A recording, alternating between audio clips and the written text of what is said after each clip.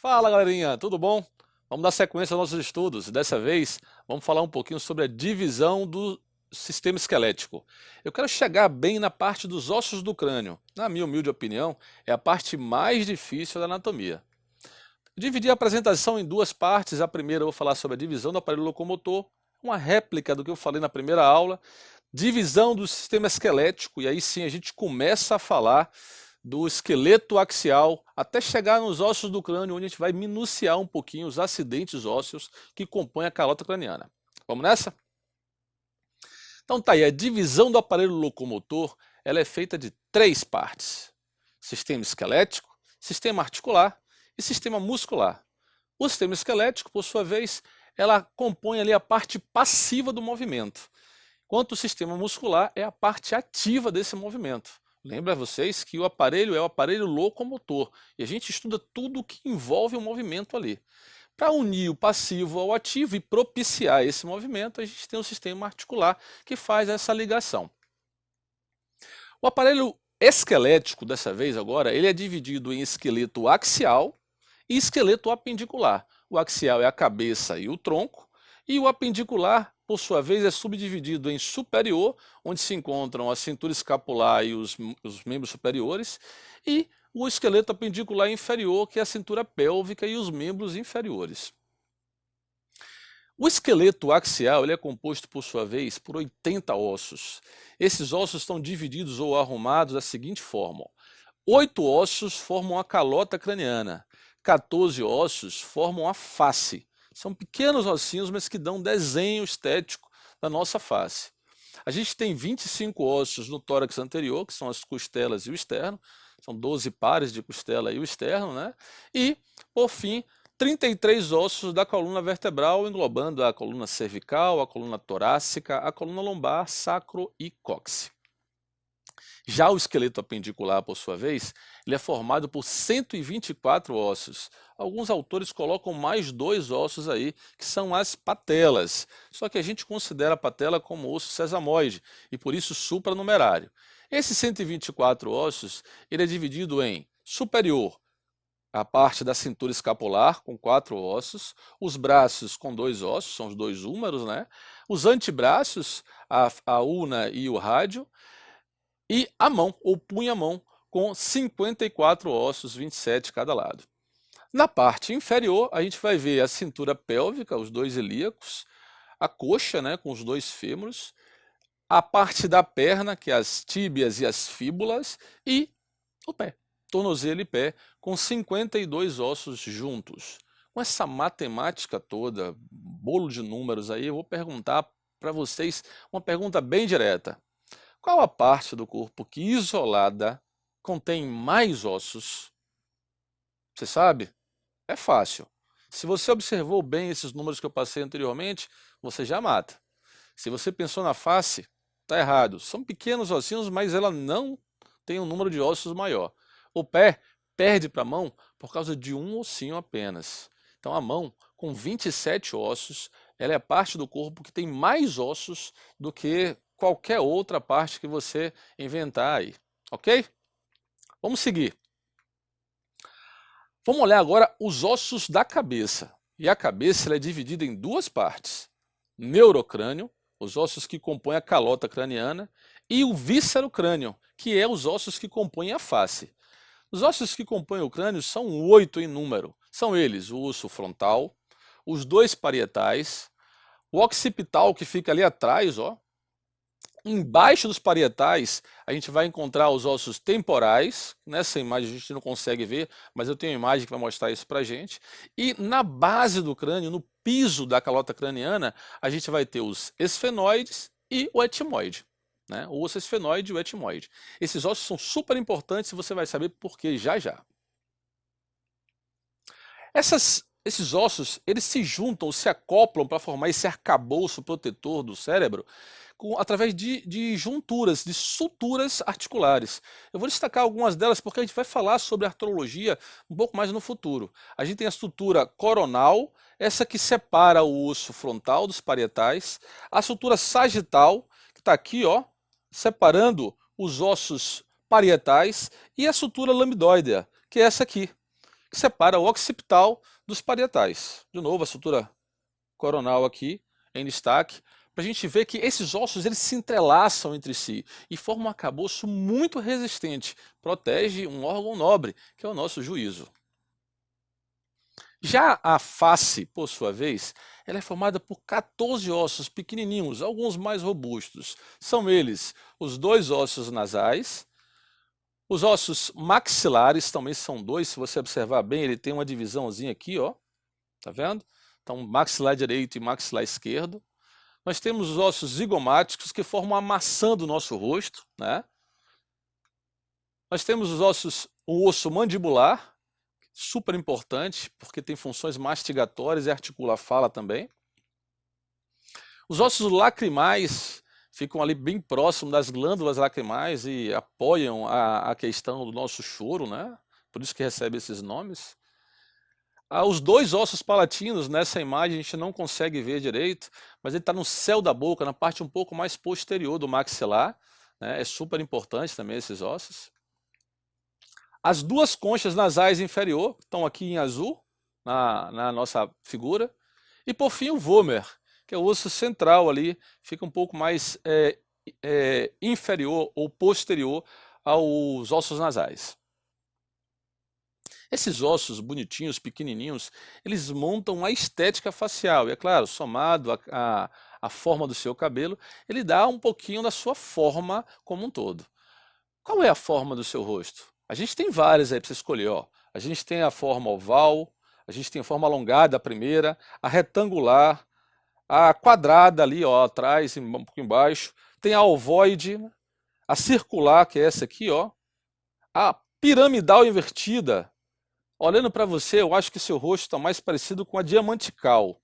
Será que é esse mesmo? Olhando para mim agora, eu acho que um pouquinho alongada. Normalmente, a alongada é mais comum aqui no Brasil, mas isso muda a depender da raça do país que você se localiza. Mas eu queria concentrar mais hoje nos ossos do crânio. E são 8 ossos que a gente vai começar a minuciar os principais acidentes dele, tá certo? Então foco na tela, não perde não. Bora olhar primeiro o osso frontal. Esse osso frontal, o osso da testa, é um osso super importante, altamente resistente. Tem alguns processos que nenhum autor coloca. Vou falar um deles apenas, o tal de processo chifroide. Já ouviu falar, né? É umas pontas, espinhas ósseas que nascem por aqui assim, ó. Mas os autores não comentam muito isso. Dizem eles que são coisas que colocam na nossa cabeça. Enfim, vamos passar para os acidentes oficiais. Esse é extraoficial. Olha esse osso direitinho aí. Se você observar bem, no centro dele, aqui assim, ó, vou pegar com a caneta mágica, nessa área aqui, ó, é chamado de glabela. Há uma depressãozinha, é bem conhecido como glabela, e é super importante na avaliação do paciente crítico, por exemplo. Paciente que está numa UTI, que está comatoso, a gente geralmente faz uma percussão nessa área aqui, ó. E essa percussão é bastante dolorosa e faz com que esse paciente desperte. Essa percussão, essa dor da percussão, ela é gerada porque, se você observar bem a glabela, ela é cheia de orifícios pequenininhos. Esses forames são passagens de estruturas nervosas e por isso dá essa sensação álgica quando você percute lá. Lateralmente, a glabela, a gente vai ver uma elevação no relevo, que está aqui assim, ó. É a parte do arco frontal, ou arco superior, ou até mesmo arco supraciliar. Essa elevação também é cheio de pontinhos, observe só aqui, cheio de forames, onde tem passagens de estruturas vasculares. É muito irrigada, então um corte no supercílio gera um extravasamento sanguíneo muito grande. Inferior a esse arco, a gente vai ver a borda da órbita aqui, ó, desenhada. Essa borda da órbita também é super importante, porque ela limita superiormente nosso globo ocular. Se eu colocar agora um pouquinho mais inferior à glabela, nessa área aqui que eu estou colocando com um quadrado, a gente vai ver a espinha da espinha nasal. Essa espinha nasal, ela serve como um apoio dos ossos nasais, direito e esquerdo. Ela tem um prolongamentozinho. E por fim, nessa imagem, a gente vai ver um processo que prolonga já o arco da órbita, que é esse processo aqui. É o processo zigomático, que junto com o processo zigomático do osso temporal vai formar a maçã do nosso rosto, que é o osso zigomático.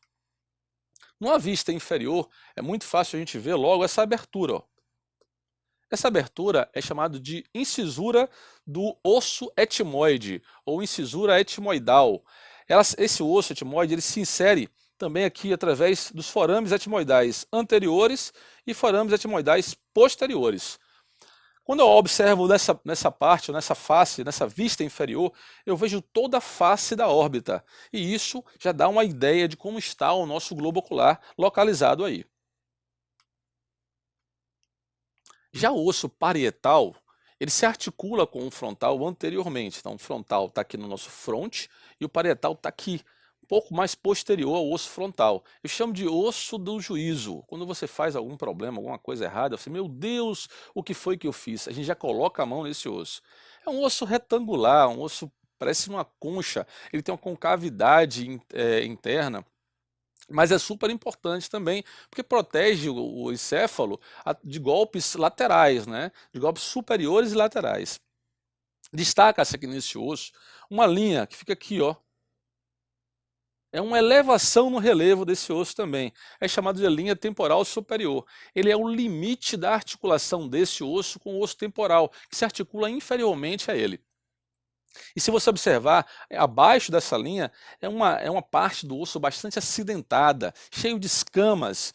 E isso é a parte escamosa do osso parietal, que também se replica no osso temporal, a gente vai ver já já.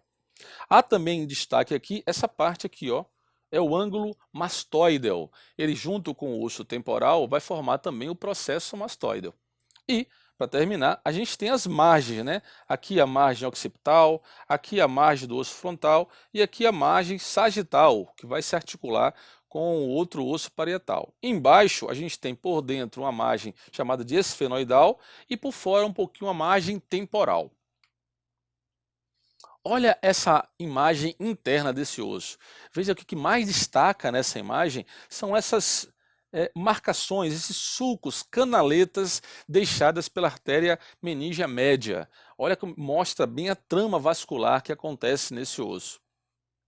Além disso, há um destaque aqui também do ângulo mastoideo, tá vendo? Bem aparente, bem visível aqui nessa área, e a forma que esse osso tem. Observe que ele tem uma camada cortical interna, uma camada cortical externa, e entre essas duas camadas, uma camada trabecular, de osso cheio de trabéculas, de agulhas ósseas ali. Dá para ver bem nessa imagem aqui, ó. Isso mostra a composição desse osso. Parece um osso frágil, mas ele não é. Ele mostra toda a força da calota craniana. É o tal cabeça dura. Já o osso temporal, ele recebe esse nome porque na área da têmpora é onde aparecem os nossos primeiros cabelos brancos. E aí determina mais ou menos a idade, o tempo de vida daquele indivíduo. Por isso que ficou como osso temporal. Ele é dividido em 3 partes. A parte escamosa, está aqui em cima, é limitada pelo osso zigomático, pelo processo zigomático do osso temporal, com a parte timpânica, que está aqui embaixo, e a parte petrosa, que está aqui do lado. Essas partes têm pontos importantíssimos. Vamos começar pela parte escamosa. Essa parte escamosa, como eu falei, ela tem um limite inferior pelo osso zigomático, que vai anteriormente se encontrar com o processo zigomático do osso frontal e formar a maçã do nosso rosto. Aqui na parte timpânica, o que mais destaca-se é esse orifíciozinho aqui, ó. Esse orifício é o meato acústico externo. É a abertura que nós temos para ouvir, para passagem do ar, e essas frequências da passagem do ar faz com que a gente consiga ouvir ou entender, diferenciando os tipos de som. Isso vai se replicar na face interna também através do meato acústico interno. A gente vai ver também isso aí. Fora isso, aqui nessa área, ó, tem uma área um pouco mais cavada, assim. Essa área cavada é a parte onde se encaixa a mandíbula, por isso chamado de fossa mandibular. A mandíbula se encaixa aí, e quando a gente articula uma fala ou mastiga, ela faz um movimento naquela área.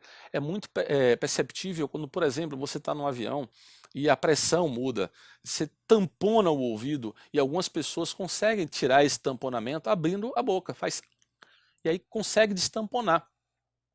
Isso mostra a relação da mandíbula com o osso temporal. Já na parte petrosa, a parte mais posterior, a gente vai ver esse processo arredondado aqui, ó. Esse processo arredondado é o processo mastoidal. Esse processo mastoidal é palpável. Você coloca seu dedo aqui imediatamente atrás do ouvido e você consegue ver um acidente ósseo arredondado. É um ponto de apoio importante, tanto para músculos quanto para você fazer a sua avaliação no teu paciente. Na face interna, o que se destaca, além do poro acústico interno, o meato acústico interno que está aqui, é essa grande fossa que fica nessa área aqui, ó. Essa fossa, essa depressão, chamada de fossa cerebral, ela apoia ou acomoda uma parte do nosso cérebro, e isso é muito importante. Destaco ainda também essa margem parietal, olha como ela é bem acidentada, ela é bem cortical mesmo, tá? Um osso bem mais volumoso, cheio de escamas dentro dele, e é um osso bastante forte, bastante rígido. Já nesse outro osso, que é a parte posterior da calota craniana, nós temos o osso occipital. E o que chama mais atenção quando a gente olha para ele é esse grande forame, essa grande abertura aqui. É o forame magno, por onde passam os nossos nervos espinhais. Repito, por onde passam os nossos nervos espinhais. Os nervos cranianos não passam por aqui, eles têm aberturas outras que vão se espalhar pelos ossos do crânio. Por exemplo, aqui a gente vai ver uma delas, está um pouquinho apagado nessa imagem, mas se eu tenho uma outra imagem, mostra fácil para vocês. Aqui, ó, nessa área, o canal do nervo hipoglosso é um pouquinho mais anterior e lateral ao forame magno. Destaca-se aqui ainda nesse osso occipital uma linha chamada de crista occipital externa, está aqui, ó. Essa crista ela é cortada transversalmente por duas linhas, a linha nucal superior e a linha nucal inferior. Isso aqui vai se replicar na face interna, mas essas linhas, quando você observa externamente, uma pessoa que tem uma cabeça raspada ou que tem um cabelo bem curto, você consegue ver essas ondulações na parte nucal do paciente ou da pessoa. Você consegue ver também em você. Se você palpar ela direitinho, você vai ver essas elevações desses acidentes ósseos do occipital. Algumas pessoas até acumulam tecido adiposo nessa área e fica ondulações assim, ó, com bastante gordura. Já numa vista interna, a gente vai ver essa réplica da crista occipital externa aqui. É chamado de protuberância occipital interna e crista occipital interna. Ela está aqui, ó. Essa crista, na sua face interna, ela se prolonga tanto superiormente quanto lateralmente através de sulcos. Superiormente é o sulco do seio sagital superior e transversalmente o sulco do seio transverso. Esses sulcos e cristas dividem ou partem o osso occipital em 4 fossas, que são essas aqui. Ó, 2 fossas superiores e 2 fossas inferiores. As 2 superiores são as fossas cerebrais, direita e esquerda. E as fossas inferiores, ou depressões inferiores, são as fossas cerebelares, direita e esquerda. Acomodam, respectivamente, uma parte do cérebro e uma parte do cerebelo. Super importante para central respiratória, para questões de equilíbrio, que a gente vai ver adiante. Chegamos à base do osso do crânio. Agora a gente está falando de um osso chamado de pedra fundamental do crânio. Osso esfenoide. Ele é chamado assim porque ele se articula com todos os ossos do crânio. Todos os que eu falei aqui, frontal, parietais, occipital, temporal, e o que eu vou falar ainda, além desse, que é o etmoide, se articula com o esfenoide. Então é um osso bastante interessante. Ele tem um formato estranho, ele parece um morcego de asa aberta. E esse morcego de asa aberta, ele é dividido em 3 partes. Uma é o corpo, que está aqui, a outra são as asas, aqui, e, por fim, os processos pterigóideos, que vamos chamar de pé do morcego. Vamos se concentrar no corpo. O corpo ele tem uma crista, aqui, ó, nessa área, chamada de crista esfenoidal. Essa crista ela vai dar sequência, né, ela vai dar apoio ao septo nasal do nosso nariz. aquele septozinho que separa uma abertura da outra, que a gente usa como apoio para tirar a meleca. Então, esse septo nasal, ele nasce dessa crista esfenoidal. Do lado dessa crista esfenoidal, você vai ver que tem duas aberturas, ó. Elas são assimétricas. Essas aberturas, chamadas de seio do esfenoide ou seio esfenoidal, elas servem como uma cápsula de absorção, ou melhor, de armazenamento de ar. Por isso que esse osso ele é caracterizado como osso pneumático. Elas têm duas bolsas de ar aqui, super importantes. Saindo um pouquinho do corpo e indo mais lateralmente para as asas, entre a asa maior, que é essa aqui, e a asa menor, que é essa aqui, a gente tem essa aberturazinha aqui, ó. É chamado de fissura orbital superior. É por onde passam alguns importantes nervos que vão gerar a nossa visão ou até mesmo movimento do nosso olho. Então, é uma área super importante. Ainda um ponto que eu esqueci, que é super importante também, fica aqui em cima do corpo. É um acidente ósseo em forma de cela. Esse lugar é chamado de cela túrcica. E ali encontra-se a hipófise, que diz a lenda que é o centro do nosso espírito. Então é um osso bastante importante. E para finalizar, a parte de baixo, a parte pterigóide, a parte dos pés desse tal morcego. Essa parte é um ponto, o processo pterigóide, que está aqui, ó, é um ponto de apoio, de inserção do músculo pterigóide lateral e pterigóide medial. Essa parte é super importante porque esses músculos são os músculos mais fortes do corpo humano. Você que pensava que era o bíceps, que era o quadríceps, olha aí, o pterigóide é o músculo, desculpa, mais forte do corpo humano. Quer testar? Morde alguém para você ver a força que você tem. É ele que faz com que a gente feche a mandíbula.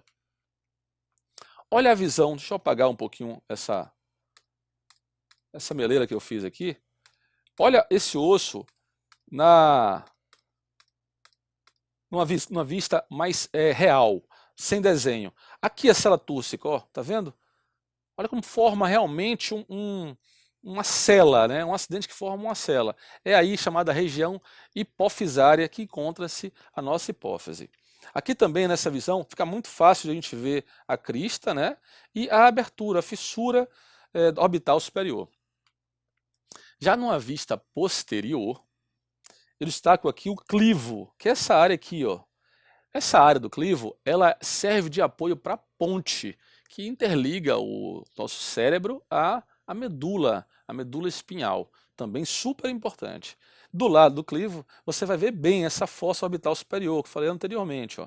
Essa fossa, ela serve de passagens para importantes estruturas vasculonervosas.